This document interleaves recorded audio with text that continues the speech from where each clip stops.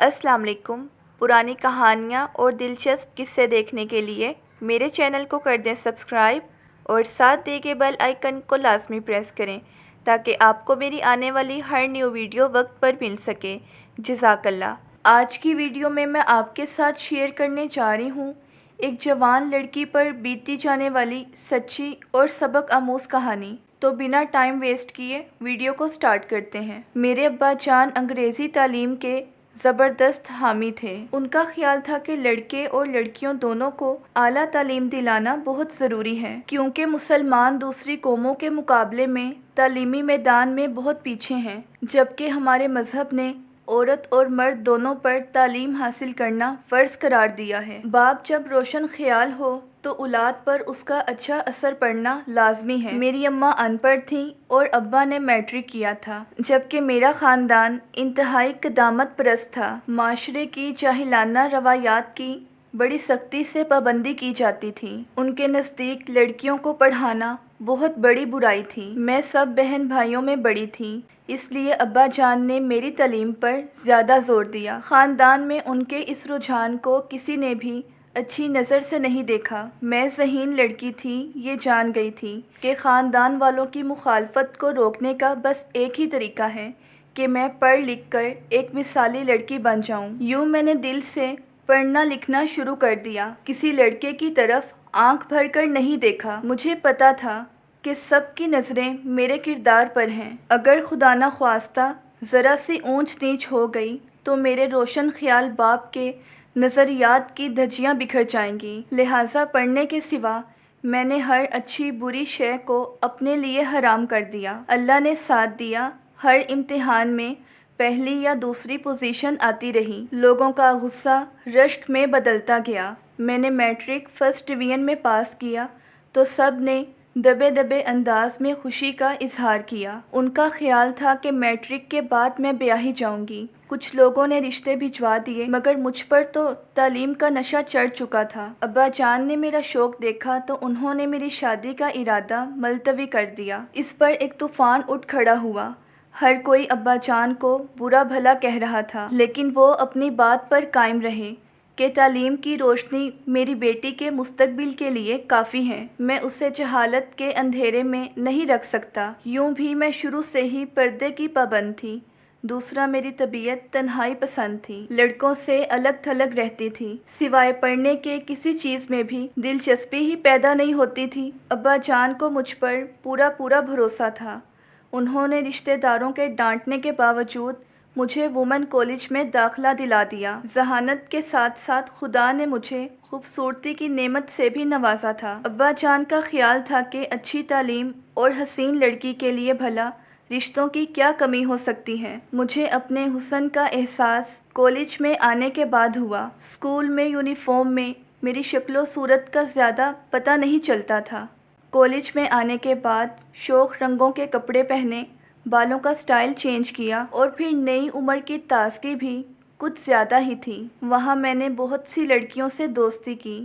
میری سہیلیوں نے مجھے شہزادی کا خطاب دے ڈالا۔ میرا اصل نام کوئی نہیں لیتا تھا، سب مجھے شہزادی کہہ کر پکارتے تھے۔ میری سہیلیوں کے ساتھ تو میرا بہت اچھا وقت گزرتا تھا، لیکن جب بھی مجھے فارغ وقت ملتا میں کتاب لے کر بیٹھ جاتی۔ میری سب دوستوں کو میرا اتنا پڑھائی کرنا بھی اچھا نہیں لگتا تھا، لیکن جب FSC میں میری فرسٹ ڈویژن آئی تو سب حیران رہ گئے۔ میری لیکچرار نے مشورہ دیا کہ میں میڈیکل میں داخلہ لے لوں۔ ابا جان چاہتے تو تھے میری بیٹی ڈاکٹر بنے، لیکن یہاں وہ رشتہ داروں سے ڈرتے تھے، کیونکہ ڈاکٹر بننے کی صورت میں میرا واسطہ مردوں سے بھی پڑنا تھا، جو میرے خاندان میں گناہ عظیم سمجھا جاتا تھا۔ دل پر جبر کر کے BSc میں داخلہ لے لیا۔ میں نے جی لگا کر محنت کی اور 2 ہی سال میں BSc فرسٹ ڈویژن میں پاس کر لیا۔ میرے والدین کی خوشیوں کا کوئی ٹھکانہ نہیں تھا، لیکن تقدیر کو شاید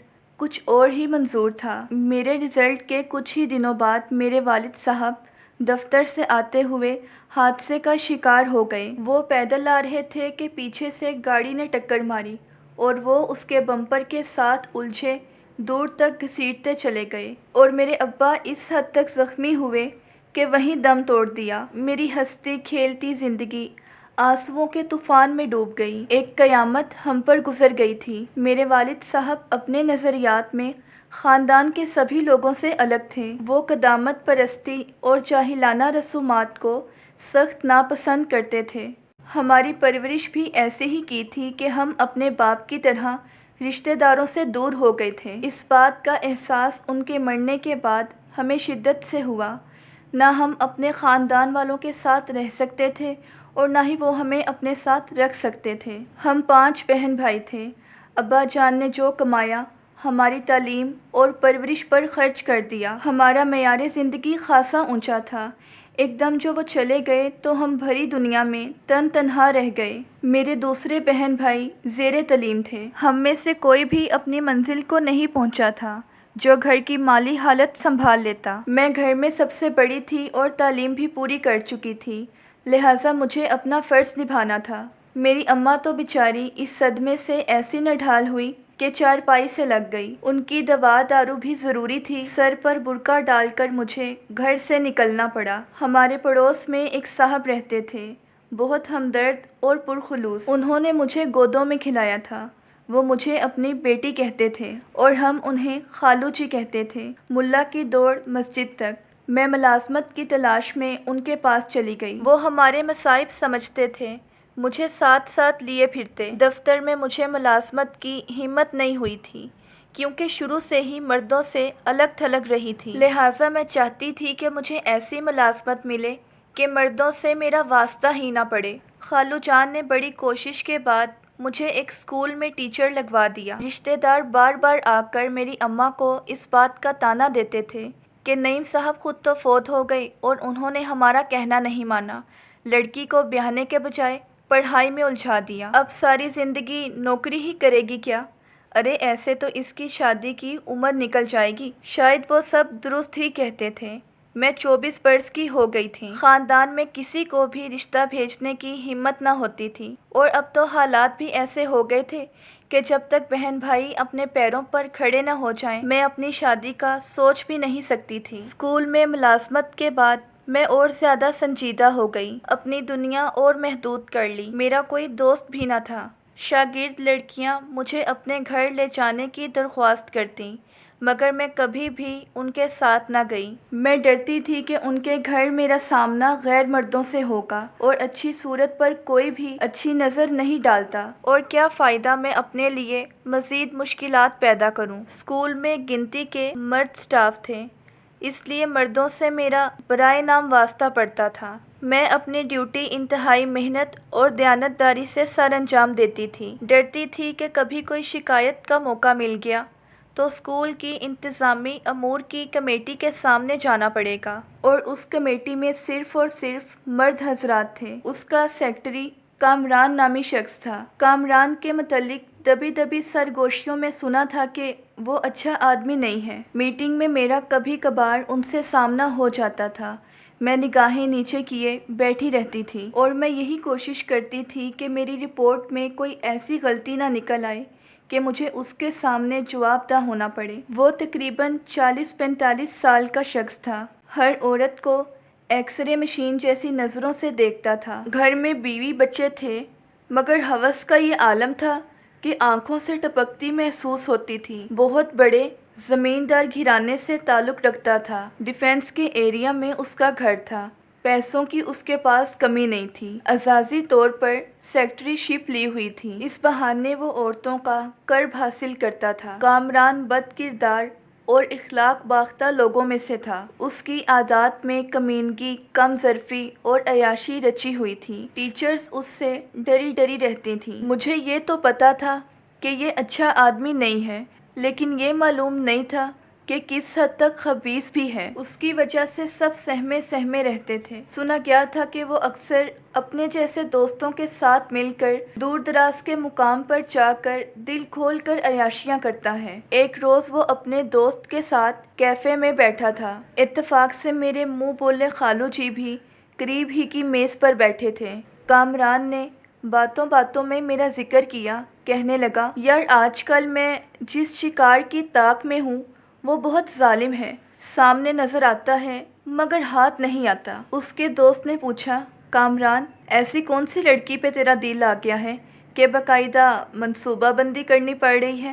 کہنے لگا، یار ہے ایک لڑکی، حسنہ، اپنے نام کی طرح خود بھی بہت حسین ہے۔ کمبخت جتنی حسین ہے اتنی ہی مغرور بھی ہے، کبھی آنکھ اٹھا کر نہیں دیکھتی۔ اس کا وہ دوست غالباً میرے متعلق جانتا تھا۔ کہنے لگا، کامران، وہ بہت شریف لڑکی ہے، اسکول میں اس کی بہت عزت ہے، اسے تو چھوڑ ہی دے یار، کیوں غریب کو پریشان کرتا ہے؟ کامران اس پر بولا، یار مجھے لڑکیوں کا غرور ذرا اچھا نہیں لگتا، ان کی حیثیت ہی کیا ہوتی ہے، ذرا سی کوشش کریں تو ہم ان کو چیونٹیوں کی طرح مسل کر رکھ دیں، پھر وہ سالیاں اکڑتی کس بات پر ہیں، جب دیکھو ناک چڑھائے پھرتی ہیں۔ بس ایک دفعہ اس کا غرور خاک میں ملا دوں، پھر دیکھو کیسے پیچھے پیچھے بھاگے گی میرے خالو جان نے یہ باتیں سن لیں۔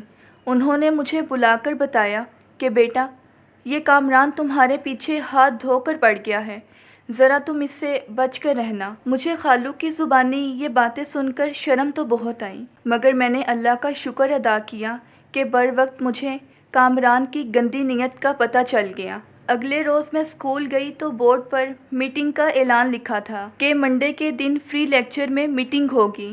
گویا اس روز کامران سے میرا سامنا ہوگا۔ 2-3 دن اسی ادھیڑ بن میں گزر گئے۔ اگر یہ شخص واقعی میرے پیچھے ہاتھ دھو کر پڑ گیا ہے تو مجھے کہیں اور جگہ ملازمت تلاش کرنی ہوگی۔ مصیبت یہ تھی کہ میں نے بی ایڈ نہیں کیا تھا اور گورنمنٹ اسکولوں میں ٹرینڈ استادوں کو لیا جاتا ہے۔ دل میں فیصلہ کیا کہ اب پہلی فرصت میں بی ایڈ کروں گی، پھر کہیں دوسری جگہ نوکری تلاش کروں گی۔ یہ ذلیل شخص اگر دشمنی پر اتر آیا تو خواہ مشکلات میں مبتلا کر دے گا۔ حیرت اس بات کی تھی کہ اپنے برتاؤ سے اس نے اپنی نیت مجھ پر کبھی ظاہر نہ ہونے دی تھی۔ مجھے ذرا بھی شبہ نہ ہوا تھا کہ میرا محتاط رویہ اس کے لیے چیلنج بنا ہوا ہے۔ میٹنگ کے روز میں بڑے سہمے انداز سے گئی۔ کامران وہاں موجود تھا، مگر اس کی کسی بھی حرکت سے مجھے یہ احساس نہ ہوا کہ وہ مجھ میں دلچسپی لے رہا ہے۔ میں حسب معمول خاموش رہی۔ میٹنگ 7 بجے ختم ہوئی۔ 6 بجے کے بعد میں کہیں اکیلی نہیں جاتی تھی، اس لیے میرا خوف زدہ ہونا فطری تھا۔ خاصا اندھیرا ہو رہا تھا۔ میں جلدی سڑک پر آئی۔ سامنے خالی رکشہ کھڑا تھا۔ مجھے احساس تھا کہ میری اماں بڑی بے چینی سے میرا انتظار کر رہی ہوں گی۔ رکشہ ڈرائیور سے کچھ پوچھے بغیر میں رکشہ میں بیٹھ گئی۔ رکشہ بھی چل پڑا۔ مجھے یاد پڑتا ہے کہ میں نے اسے گھر کا پتہ بتایا تھا اور تیز چلنے کی ہدایت بھی کی تھی، مگر بعد میں رکشہ والا مکر گیا۔ ہوا یہ کہ میں رکشہ چلتے ہی اپنے خیالات میں گم ہو گئی۔ میں نے غور ہی نہیں کیا کہ رکشہ کہاں جا رہا ہے۔ 6-7 منٹ بعد رکشہ رک گیا، تب میں چونکی۔ رکشہ ڈرائیور مڑ کر میری طرف دیکھنے لگا۔ مجھے اس بات پر بہت غصہ آیا۔ میں بولی، یہ تم کہاں لے آئے ہو؟ کہنے لگا، ارے میڈم، جب آپ منہ سے کچھ بولیں گی نہیں تو بتائیں میں کہاں لے جاتا آپ کو؟ مجھے بڑی حیرانگی ہوئی۔ کبھی یاد آتا کہ میں نے اسے پتہ بتایا تھا کہ نہیں۔ اب اللہ ہی جانے وہ ٹھیک کہہ رہا تھا یا میں۔ کہنے لگا، میڈم، یہاں سے آپ دوسرا رکشہ لے لو، مجھے آگے نہیں جانا۔ غصے میں رکشے سے اتر آئی اور اسے کرایہ دینے لگی کہ اتنے میں ایک گاڑی میرے برابر آ کر رکی۔ میں نے مڑ کر دیکھا تو کامران منہ باہر نکالے مجھے اشارہ کر رہا تھا۔ میں نے پیسے دیے اور بھاگنے کو تیار ہو گئی کہ کامران جلدی گاڑی سے نیچے اتر آیا۔ قریب آ کر گھبرائے ہوئے لہجے میں بولا، مس حسنہ، غضب ہو گیا، میڈم شہلا کا اسکول کے سامنے ایکسیڈنٹ ہو گیا ہے، میں انہیں ہسپتال چھوڑ کر آیا ہوں۔ مس حسنہ سب استانیاں گھر جا چکی ہیں، میری نظر آپ پہ پڑی تو میں آپ کے پیچھے بھاگا ہوں، خدا کے لیے آپ چلیے۔ میڈم شہلا اسکول کی ہیڈ مسٹریس تھیں، بہت مہربان اور اچھی خاتون تھیں۔ میں کامران کی بات سن کر ایک دم جذباتی ہو گئی۔ یہ نہیں سوچا کہ مجھے اسکول سے نکلے 15 منٹ ہوئے ہوں گے، اتنے وقت میں میڈم شہلا کا ایکسیڈنٹ بھی ہو گیا اور یہ کامران صاحب انہیں ہاسپٹل بھی چھوڑ آئے۔ میں گھبرا کر بولی، میری امی پریشان ہوں گی۔ وہ کہنے لگے، آپ بالکل بھی فکر مت کریے، میں جا کر آپ کی امی کو بلا لاؤں گا، آپ مجھے ایڈریس بتا دیجیے گا، مگر اس وقت آپ کا ہاسپٹل جانا بہت ضروری ہے، شاید میڈم شہلا بچ نہ سکیں۔ میں گھبرا کر اس کے ساتھ گاڑی میں بیٹھ گئی۔ 1-2 منزلہ عمارت کے سامنے اس نے گاڑی روکی۔ تمام راستے وہ حادثے کی سنگینی کا بتاتے رہے۔ میں ایک سحر زدہ معمول کی طرح اس کے ساتھ اتر گئی۔ وہ کہنے لگا وہ دراصل یہ ایک پرائیویٹ کلینک ہے، جلدی میں انہیں بس یہاں ہی لے آیا۔ میں سیڑھیاں چڑھتی اس کے پیچھے پیچھے اوپر چلی آئی۔ ایک کمرے میں داخل ہوئی تو احساس ہوا کہ یہ تو گھر ہے۔ سامنے صوفہ بچھا ہوا تھا۔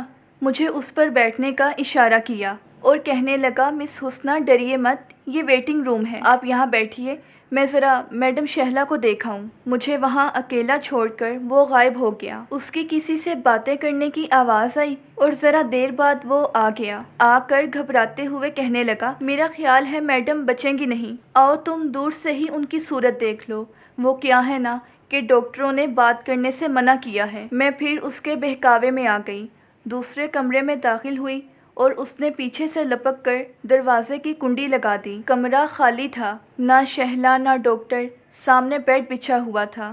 یہ اس گھر کا بیڈ روم تھا۔ یہ سارے کا سارا ماحول دیکھ کر میرے ذہن میں کرنٹ سے دوڑنے لگے۔ حسنہ تو پھنس گئی، اس بوڑھے ریچھ نے تجھے بے وقوف بنایا ہے۔ خدا کی قسم میں سوچ بھی نہیں سکتی تھی کہ ہوس میں انسان اتنا ذلیل بھی ہو سکتا ہے کہ اتنا بھیانک کھیل کھیلے۔ میں تیزی سے بیڈ سے دور کھڑی ہو گئی اور پورے اعتماد سے بولی کہاں ہے میڈم؟ وہ ہنسنے لگا اور بولا میں تو تمہیں بہت ہوشیار سمجھتا تھا، ایمان سے مجھے تو خبر ہی نہیں تھی کہ تم اتنی آسانی سے میری بات مان جاؤ گی۔ حسنہ تم تو بہت بھولی نکلی یار۔ اب یہ واضح تھا کہ وہ بدنیتی سے مجھے یہاں دھوکہ دے کر لایا تھا۔ خوف سے میرے بدن پر ٹھنڈا ٹھنڈا پسینہ سانپ کی طرح رینگنے لگا۔ اس وقت بھی مجھے یہی خیال تھا کہ امی میرا انتظار کر رہی ہوں گی، اگر میں یہاں سے نہ نکلی تو وہ خوف زدہ ہو کر میری تلاش میں نکل کھڑی ہوں گی۔ غصے اور طیش کے مارے میرا دماغ بند ہو رہا تھا۔ دروازہ کھولوں تو کیسے کہ راستے میں وہ جنگلی بھینسا اپنے سینگوں سمیت کھڑا تھا۔ کھڑکی بھی بند تھی، یہ بھی نہیں پتا تھا کہ یہ کہاں کھلتی ہیں، لیکن یہ کھولنے کی مہلت ہی کہاں تھی۔ میری ٹانگیں اب کانپنے لگی تھیں، میں دہشت ناک کیفیت کا شکار ہو گئی تھی۔ غصہ اور خوف میرا تو دل بیٹھا جا رہا تھا۔ میں نے اسے خوف زدہ ہو کر دیکھا کہ وہ یوں لپک کر آیا۔ اس نے مجھ پر اپنی گرفت اتنی مضبوط کر لی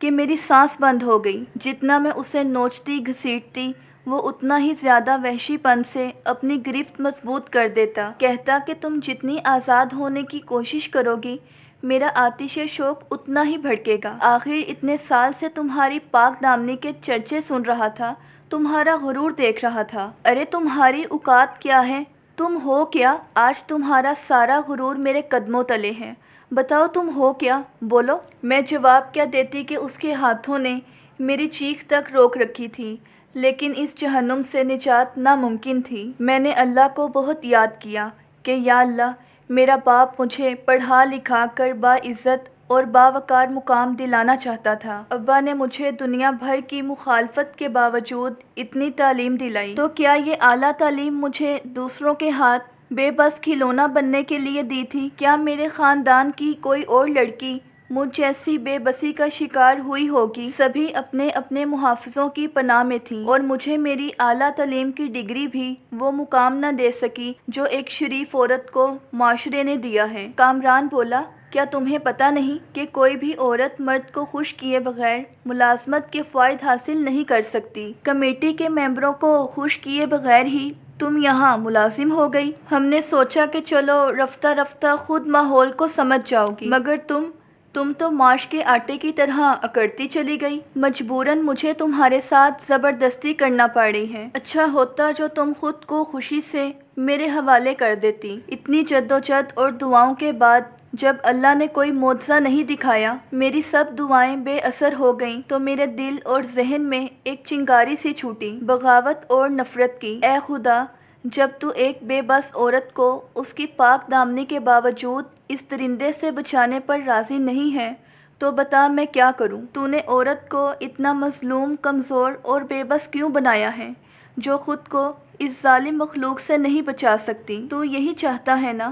پھر میں کیا کر سکتی ہوں؟ تبھی ایک معجزہ سا ہوا۔ اچانک دروازے پر کسی نے باہر سے لات ماری، ضرب اتنی شدید تھی کہ دروازہ سہ نہ سکا اور کھل گیا۔ باہر 4 سے 5 پولیس والے کھڑے تھے، سب نے رائفل سیدھی کر رکھی تھی کہ انسپکٹر نے کہا ہم کئی روز سے اس گھر پر نظر رکھے ہوئے تھے، ہمیں اطلاع ملی تھی کہ یہاں برائی کا اڈا ہے، مگر لڑکی کی حالت بتا رہی ہے کہ تم لڑکیاں اغوا کرتے ہو۔ انسپیکٹر نے مجھ پر بہت بڑا احسان کیا کہ مجھے صاف بچا لیا۔ کسی لڑکی نے پہلے سے رپورٹ کر رکھی تھی، اسی رپورٹ پر کیس بنایا، اور اب میں کسی دوسرے اسکول میں پڑھا رہی ہوں۔